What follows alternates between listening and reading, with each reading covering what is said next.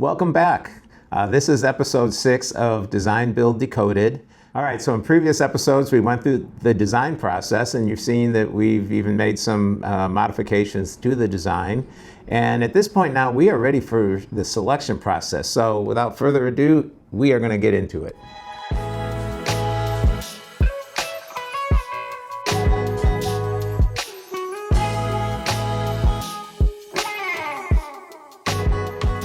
So this may be some new territory for some of you.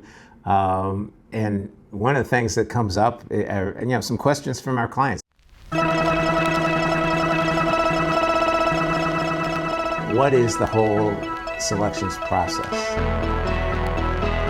Well, there are going to be the decisions that you make for all the products in your custom home, which will include not only finishes, but the selection of cabinets and windows and door hardware.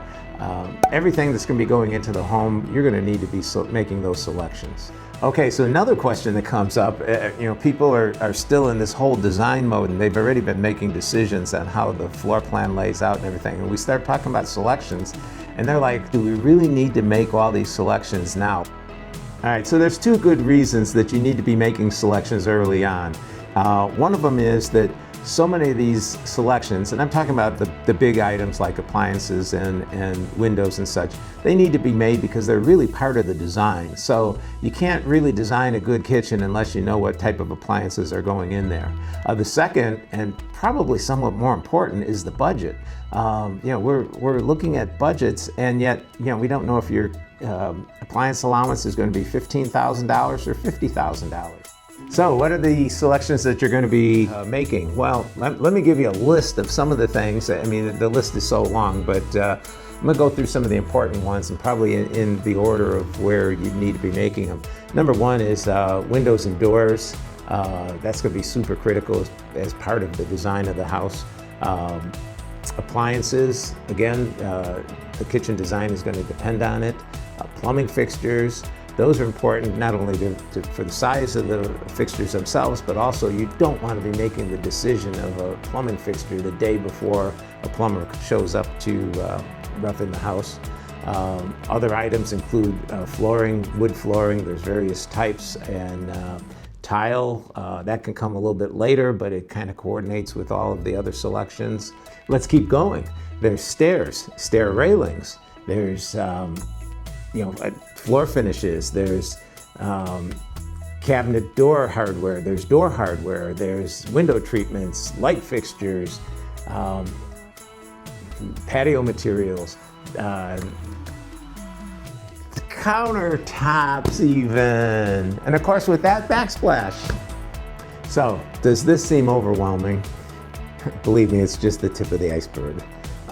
But one of the things that can happen, and we certainly encourage it, is to enlist the help of a designer to help you with some of those selections. I jokingly say that I'm colorblind because sometimes I don't want to make that decision between 5 different colors of white. At Studio 21 Architects, we do have a designer that we work with, and all of our custom clients have access to her help and assistance in making these selections. It really does make a difference. Another tip, and this is basically for the high-end products or the big ticket items rather, is to look at it as a 2-part selection process. You go into one of the big appliance stores and you're just overwhelmed. I mean, there's everything there. And you just mind-boggled by what's available to you. So both in range of price and product. So, but it's good to make a first round of selections. That's what I typically recommend doing. Don't go and buy those appliances yet, but then it's kind of a reconnaissance trip, and you come back with that information and you know what's going to fit into the plan and everything. And then you can go back later and then really fine-tune your selections. So that's part of a 2-step process that has worked well for me.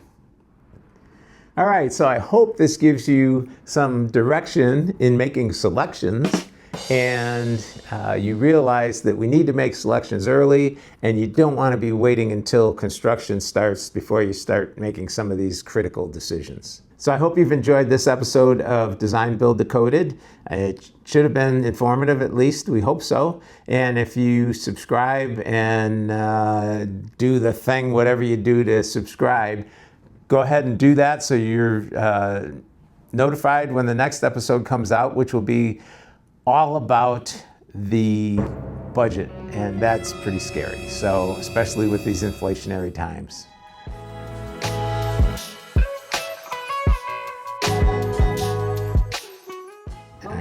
Keep it rolling. Okay, all right. And you can leave it at just like, which for most of us can be pretty scary. Witch. Get it? Witch. Haha, For most of us. Me a witch. No. No.